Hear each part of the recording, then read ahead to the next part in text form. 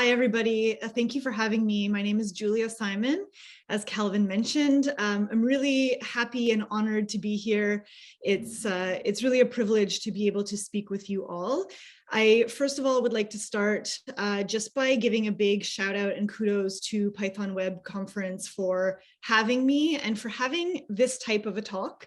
I think we can all agree that the last 2 years have maybe leveled the playing field with regards to burnout and mental health. So it's something that I think is really important to acknowledge that it has its place in tech, and it has its place within our community. So thank you for that. I also would like to just take a moment to acknowledge some of the unfortunate circumstances happening in the world. I would like to maybe just ask you all or invite you all to share a thought and a quiet moment for the people of Ukraine, as well as sadly, the many other people suffering in the world around us. So if we could just take a moment to do that, I would invite you to.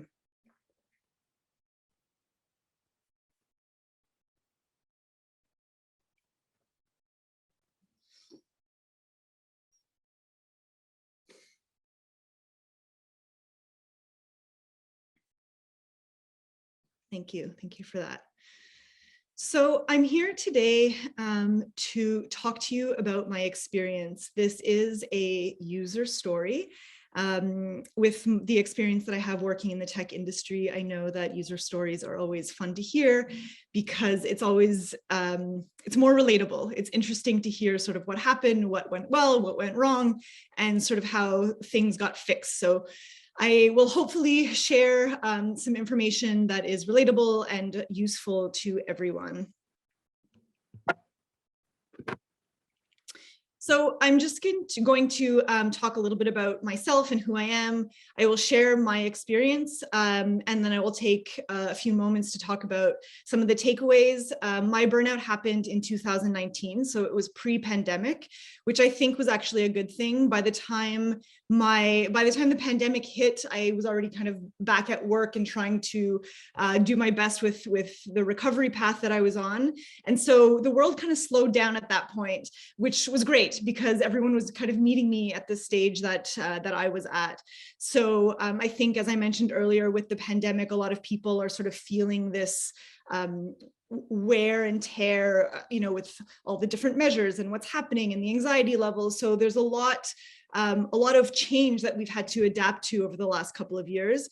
And there will also be time at the end for a Q&A. And I would like to invite anyone who has an experience to share. If you feel comfortable, you can go ahead and add that into the chat. So the intention for the talk and for this wonderful opportunity to have a keynote is really to share my journey. So when I was going through this, I felt very alone, and I was inspired to give this talk so that other people don't feel alone. Regardless of what your situation is, it never feels good to feel like you're the only one experiencing something. So that is why I do this talk and why I feel so passionately about it. I would also like to normalize dialogue about mental health in general, mental health in the workplace and in tech. There's a lot of stigma around it. There's a lot of shame around it as well. And it really is, a shared human experience that I believe that we need to be talking a little bit more about. So about me. I am a mother, first and foremost. It's one of my greatest defining qualities. I have an 11-year-old son. I had a burnout, as I mentioned, in 2019. That burnout actually, unfortunately, turned into a depression for me. So that lasted several months. I also co-run a peer support group in the CNCF Slack workspace. So I'll share that information a little bit later in case anybody would like to join. I've been working sort of in the cloud industry for the last 7 years. I've done a lot on the open source community side. So I run local events in Montreal's DevOps Days, as well as some of the CNCF, the Cloud Native Computing Foundation meetups. So that's really where I've focused. I do care a lot about wellness. My journey in that sort of, I guess, quote unquote industry started several years ago when I started learning about yoga and meditation. So that's been almost 15 years. And so now that sort of helped me a lot in my recovery. And it's something that I feel is important to kind of talk about. And sometimes it can seem a little, airy-fairy or a bit out there, but there are some really useful things that I'd like to talk about. I'm also an animal lover and a cyclist. And I mention those things here because they were also tools and practices that helped me sort of recover and feel a little bit better. I do want to explicitly state that I am not a mental health professional. As I mentioned, this is my experience that I'm sharing. It's not meant to be taken as medical advice or anything like that. It's really just what I did and what my path was. So if we start at the very beginning, we can talk about what burnout is, because it's become quite trendy and it's, a buzzword. So it's something that is recognized as a professional phenomenon by the World Health Organization.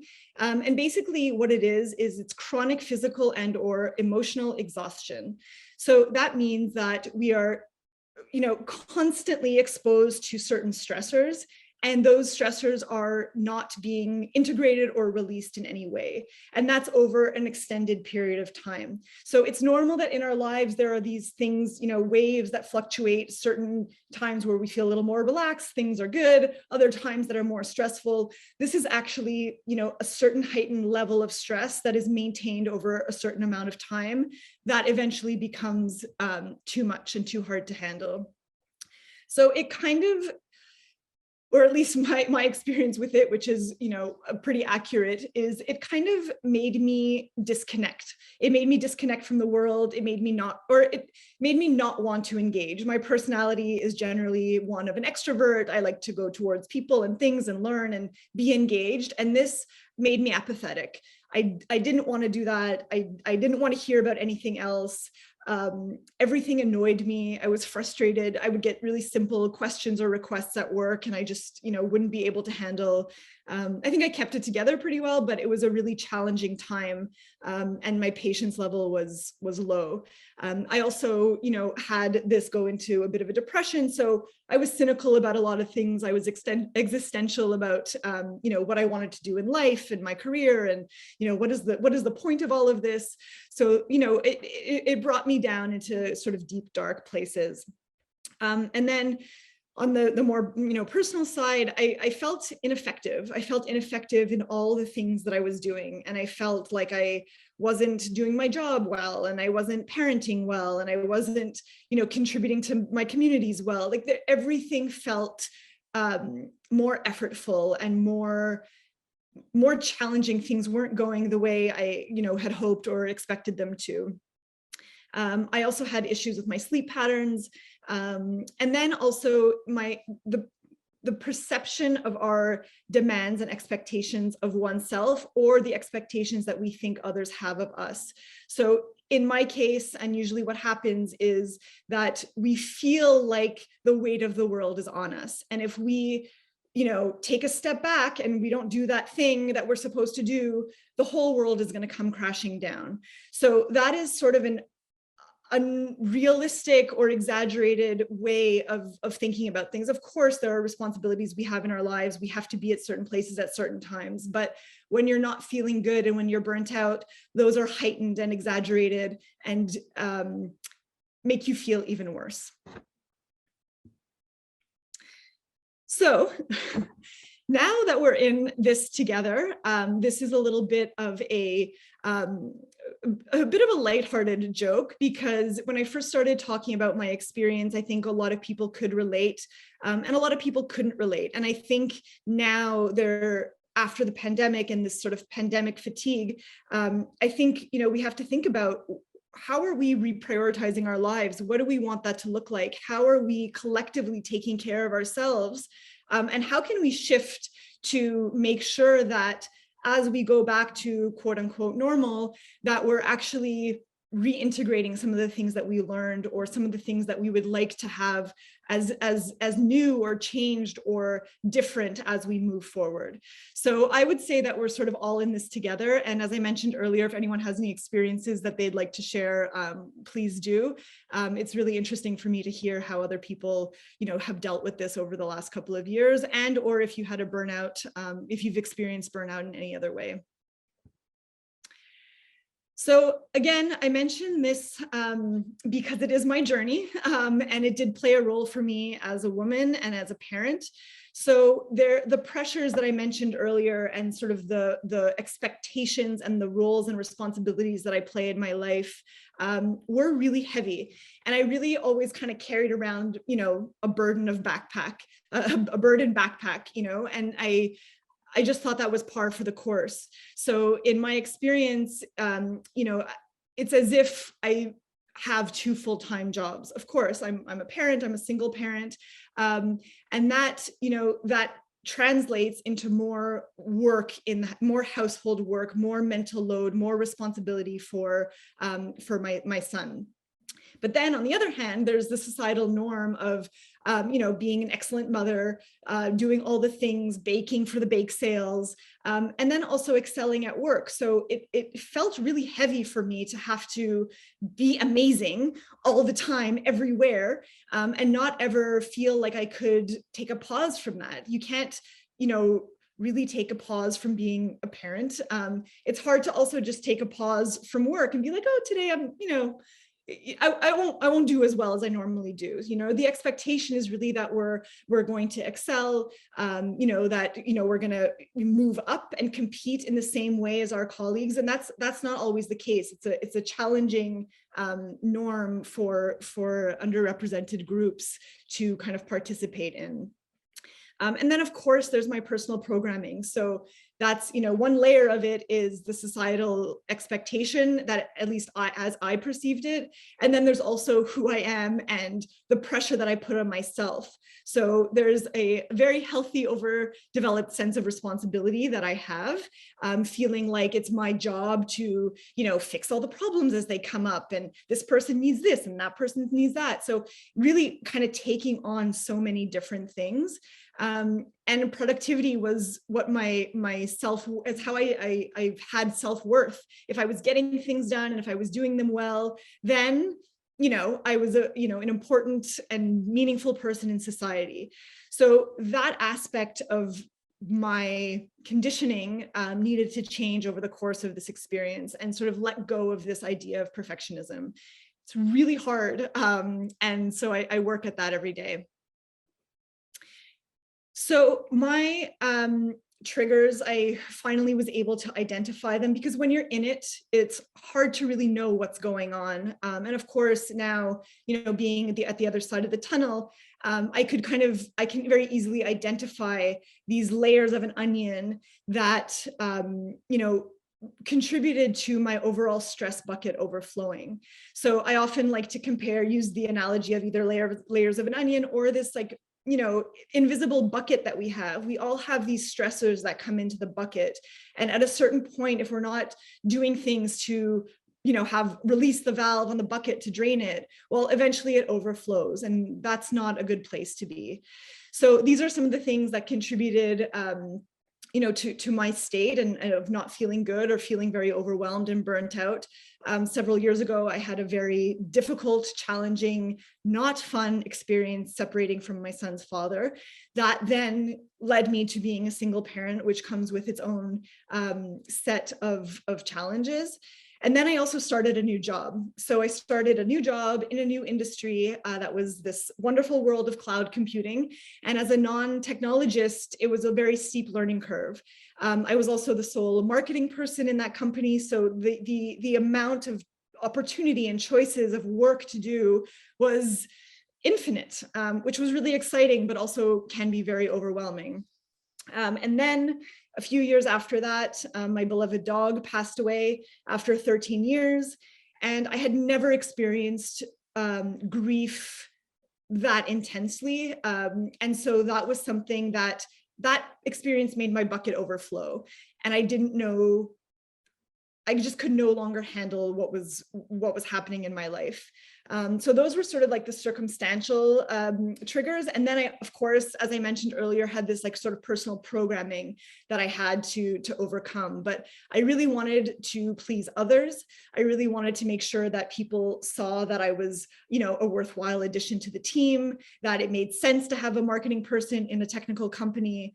You know, I had this sense of obligation that if somebody asked me to do something, even if I didn't really want to do it or attend an event, like I had this sense of obligation that I had to do it or I had to go, otherwise I'd be disappointing somebody, even though it's not necessarily what I felt would be the best use of my time. And of course, caring what others think. I think, you know, everyone can relate to these things and we all do them in different ways at different times and at different levels. But these were things that were really contributed to my mindset, my fixed mindset about how things should be or how I should be acting or behaving in the world. Whoops. Okay, so I continue on this journey because I just think that this is like what life is. And life is hard and we're just gonna, you know, tough it out and wait for this to end, and then, you know, hopefully things will be better. That's really, I didn't see a way out. I didn't know how to get out. I really, you know, as I mentioned earlier, felt really alone. I was really sort of in the ocean treading water and everyone else seemed to be just, you know, swimming by. And I just thought, okay, well, I'm strong, you know, I was raised doing sports and, you know, you just kind of push through and this is just what it is. So in 2018, I actually had gone to see my doctor to kind of ask her, you know, if she could help me because I wasn't feeling great and I was feeling overwhelmed. So she had two suggestions for me. One was start taking antidepressants and the other was, oh, your dog died. Well, just get a puppy. So at the time, I thought those answers were ridiculous because I thought antidepressants were very taboo. And again, when we talk about stigma, there is a huge stigma associated to them. And getting a puppy was just the craziest idea I ever heard because my beloved dog had just died and didn't want to have to, you know, add more work to you know, raising a puppy. So I kind of just kept going and I was like, well, okay, this is it. Like, I'll be miserable until I'm not. And I felt very alone. I didn't feel like anyone else was in that boat or at that stage of life. So then at a certain point, I actually do break down, and that was about a year later. So I kept going. And a year later, I was not sleeping well. I was crying all the time. I just felt badly about myself, about what was going on. I wasn't excited about anything. I was frustrated about everything. And the idea of taking a pause from work felt kind of like I was getting out of jail. So it got to a point where I decided to do that. And that was very, very, very challenging for me because that was at the time I thought the greatest failure of my life because I actually couldn't do all the things and I couldn't juggle all the balls and I let them drop. And that was hard. And looking back on it now, I realize actually that was probably the most courageous thing that I could have done. So I no longer judge myself for it, but it was a really challenging thing to do to, you know, prioritize myself and draw a line in the sand. And so I went into my my work on the Friday and I told my boss, like, I'm not coming in Monday. I don't know when I'm coming back. Like, I'm not doing well. And I ended up being off for almost 4 months. So I did go back to the doctor. And this time we'll talk a little bit about what I ended up doing. But basically, I kind of realized, like, what am I doing with my life? And that was very existential. So it really was from a professional standpoint. It was from a personal standpoint. Everything, you know, like the dam broke open and everything just I really had to focus on taking care of myself, because, that perpetual saying of, putting the mask on yourself, that we always hear in airplanes before putting it on other people. I don't think I could be, an effective mom. I don't think I could be an effective, helpful, collaborative employee if I wasn't actually taking care of myself. And I think that's something that we tend to lose sight of in our day-to-day. So these are some of the things that I did to sort of rebuild a foundation. And one of those things, so, you can take a look at these, but one of the things that I found really helpful was that I worked with a coach, and she had me do this exercise of having doing a visualization exercise, which I was a little skeptical about at the beginning, but I found it really helpful and I want to share it. It was basically having like a little tiny Julia sitting on my hand, and how would you take care of her? So instead of seeing self-care as, what you're doing to help yourself, having it, we tend to be much more nurturing towards others. At least that's the case for me. So, if little tiny Julia had a sore leg or a sore knee, like, how would you treat her? What would you do? What would you say? What would you not say? And I found that to be really, I really liked that, because it gave me permission to be a little more compassionate with myself, instead of feeling like you should do this and you should be able to do it. It's like, well, hold on a second. Let's just take care first, and then figure out what to, how to, let's take a little time to pause and be kind and nurturing. So I thought that was really helpful. I also was in talk therapy. I did end up taking antidepressants. I ended up taking them for about 6 weeks. The ones that I was on, were good in the sense that they allowed me to no longer feel so desperate and existential. So I was, instead of being in my black hole of doom, I was actually standing beside the black hole and kind of looking in and saying like, oh, there it is. But I'm actually just not in the tornado of it. However, I did have some side effects where I felt a little flatlined. I wasn't really able, I wanted to feel a little more joyful and excited about things, that I was undertaking with my son, and I didn't really feel that. And I had some other physical symptoms. So by that point, several months after I had stopped work, felt like it was time that I could try being off them. But they definitely had their place in my recovery journey. I also learned how to say no.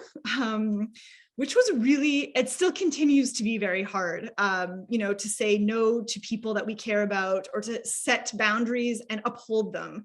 Because once we feel better, it's like, oh, well, I don't really need that boundary anymore. I can keep going.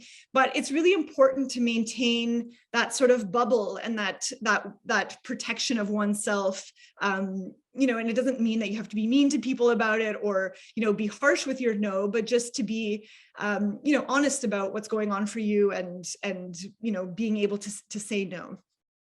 I also spent a lot of time in nature. I was cycling a lot. I mentioned that really helped me earlier. So being outside and doing exercise, I would actually bike up. I live in a city in Montreal where there's a mountain, and on the mountain, for some reason, there is a police horse stable.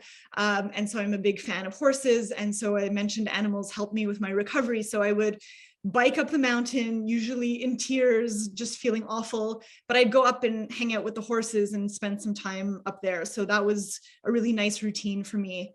I also spent time with people that I love. And this can be hard, because some people and activities can sort of drain us, and others can recharge us. So it became important for me, that's where the boundaries came in, to really understand, okay, if I spend 2 hours doing this thing with this person, do I think, or do I feel, that's where the reconnecting with intuition came into play, that this will benefit me? Do I have a desire to do this? Sometimes, I would get it wrong, but for the most part, when I was able to really listen to myself and how I was feeling, I would know like, no, this thing, I just don't have the energy for it, or no, oh, if I do this thing, like I'll actually feel really happy after. So it's subjective, but it really, just to be aware of that process made a really big difference. I also wrote things down, and I did a lot of intentional rest. So that meant it wasn't just like watching TV and binge watching shows. It was really being able to take a time to meditate and really be still, to really slow down and give myself the time to just be. We don't often do that, to do breathing exercises. There's a really great one called Yoga Nidra, which is a guided body scan. So there's lots of those on any media player. You can find different lengths and voices and tones and types of Yoga Nidra, but it's one that really helps sort of disconnect and not always be thinking about something, and just allowing yourself the time to just reconnect with yourself. Another thing that really helped me, that my therapist taught me, was asking, what's the worst that can happen? So every time there was some crisis or something that I thought was really bad, I would do this exercise and I would say, well, what's the worst that can happen? Oh, it's this thing. Okay. And then if that thing happens, then what's the worst thing that can happen?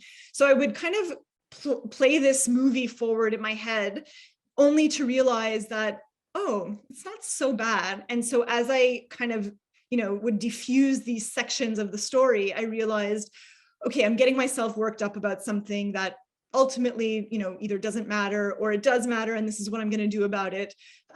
So that was something that was really helpful to me as well. So I eventually did feel better a few months later, and I did go back to work, but I decided to do a career change. Why not, right? Like, I was already in this state of not knowing what was, I was already lost. So why not get a little more lost and kind of figure out really what the best direction out of the forest was. So I decided to do some professional coaching. And yes, I did invest lots of money into time and money into my recovery. I don't regret a minute. I don't regret a penny. It's actually something on the other slide that I didn't mention, which is that I also gave myself permission to buy a pre-made meal, or to hire somebody to help me clean my home every month, or whatever, at whatever cadence. I had a lot of, again, going back to that sense of obligation, I felt like it was my duty and my job, that I had to do it all the time and do it well. And so really giving myself permission to set aside a budget and save money specifically for those tasks that helped me really made a difference. And the coaching was one of those things. So I decided to sort of reorient a little bit, and I had I just switched roles to a more of a community and learning role.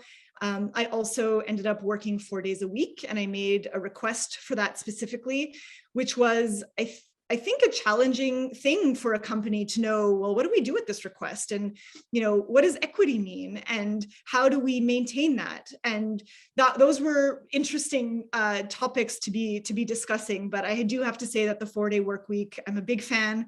It really allowed me to have a little more space in my life. And it gave me an opportunity to learn and evolve and, contribute to the community in other ways. So where are we at? So it's been about 2.5 years for me since I feel like I've, mostly recovered. And it is something that I have to practice these things every single day. It's not, it's a path of recovery, and it's something that I have good days and bad days, or harder weeks, or, it's definitely cyclical, but I have a bigger tool bag to deal with those things. And I also have a lot more self-awareness. I don't kind of just ignore what's going on anymore and just plow through. I actually proactively try to take the time to feel those things and evaluate them. So some of the biggest things for me were around mindset. So really understanding and prioritizing what matters. What is making me happy? What is all the superfluous stuff that seems like I have to do? But guess what? If I didn't do it, it's okay. So really, pruning the tree of obligation. And really, I think that's kind of what COVID has taught us. It's like, what are the essential things that we need? We are always running around doing events or doing taking our kids to classes, and we had a chance to kind of not do that anymore. So now that we're kind of re-emerging from that, what are those things that we really want to prioritize in our lives? I mentioned also the setting and upholding of boundaries. So again, really allowing myself to say no when I needed to say no, and having the discipline to do that. A lot of this came down to discipline for me, because as I mentioned earlier, my natural tendency or instinct is just to be like, oh yeah, I can do that. Oh yeah, I can do that. And to take all the things on. So this is really a hard practice for me to sort of uphold those walls and those limits when necessary. The other thing is accepting that we cannot do all of the things all the time. And I think that's something that, especially in our industry, we can relate to. There's always a new tool, there's always a new technology, there's always a new something shiny to learn and to focus on. And it's, it really, dilutes our attention because there's just so much going on. And that's a really stressful feeling to keep up with. So accepting that we cannot, do all of those things or partake in all of those things, it's just a finite limitation of our time. And actually, I want to recommend a book that I read recently called 4,000 Weeks by Oliver Burkeman, where he articulates this concept very well. So those are things that I think it's hard because we don't want to believe that that's true, and we don't want to believe that we can't do it all. And we can do many, many, many things, but we have to be selective about what we are doing and intentional. So another concept from that book that I wanted to share is FOMO versus JOMO. So for those of you who don't know these acronyms, FOMO stands for fear of missing out, and JOMO stands for the joy of missing out. So I love this comparison because I talk a lot, in the past, I've talked about social media, and that what I mentioned earlier, just about doing all the things and knowing everything. It's there's so much fear that we're not going to know, and we're not going to learn, and we're not going to participate in all the things, and that creates a lot of anxiety. And a lot of social media platforms kind of feed that, because everyone's doing all these things and attending all these events and getting all these certifications. But if you switch that mindset to the joy of missing out, it means that you're able to choose where you're putting your time and attention, and be really happy and satisfied with that, knowing that you're going to be missing out on all those other things, but that you're where you want to be at the time that you need to be there. And I just thought that this was such a liberating concept, because instead of allowing the mindset to be one of stress and anxiety, it's really about just embracing what you are choosing. And then, of course, there are healthy habits and routines that I think we've sort of also had to kind of adjust to during COVID. At the beginning, everyone was like, oh, we're, staying in our pajamas all day. And maybe for those folks who've been working remotely for a very long time, you're laughing at us, that's cool. But it was an adjustment, and, making sure that we're sleeping properly, making sure that we're, exposing ourselves to sunlight, and getting outside and moving. So, and eating well. These are all kind of the basics, but they're also easy to forget. So I do want to mention them because they are things that contributed to me feeling a little bit better as well. Oh, and I also turned off my notifications for my phone. That's another tip that I wanted to share, because it's easy to get sucked into everything that's happening. So I turned off notifications, and I also actually removed some of the social media apps for a while, and it helped me a lot. So if you are feeling overwhelmed, burnt out, if you're not feeling like yourself, I do want to encourage you to talk to someone that you trust. It could be friends, family, a therapist, a manager. The dialogue really helps, because if you're just keeping it in and suffering alone, it actually makes it worse. So I do encourage people to talk. If you want to reach out, happy to listen. I think it really makes a really big difference. Community is another one that I want to mention, because when you look at resilience and what it means to be resilient, one of the main key factors of that is that there's actually community support. So in our work, in some of the open source work that we're doing, I know there's a lot of maintainer burnout. Being able to share that burden and talk about it is huge, and it really does help, and it does make a difference. If you can take a break, and I don't mean, like I did like a 4-month break. If you can do that, wonderful. I strongly encourage it, but, just do something that's creative, do something different. I recently watched a video about a developer who started gardening, and just getting his hands, dirty, thinking about something else, just change the scenery, makes a really big difference as well. And if you're a manager, or if you have a team, or if you work with other people, ask people how they're doing. Listen attentively, be curious. Don't just ask for the sake of asking. Ask because you care, not because you're going to solve all their problems, but just because you can lend an ear.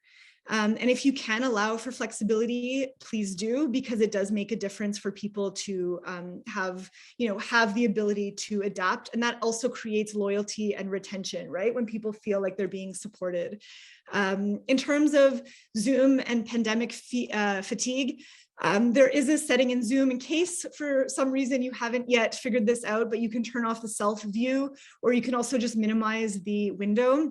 So if ever you're in a chat like this, not looking at yourself directly makes a difference with the fatigue. And, the pandemic, like we're all kind of coming out of this cocoon. So be gentle with yourselves, figure out what level of socialization works for you, and be kind.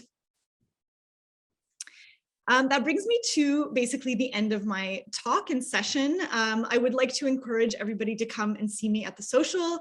It's at 2 p.m. And I'm very excited because we'll be actually doing some exercises. It'll be sort of an interactive workshop to sort of reconnect with ourselves and do some breathing and hopefully some grounding, fun activities together.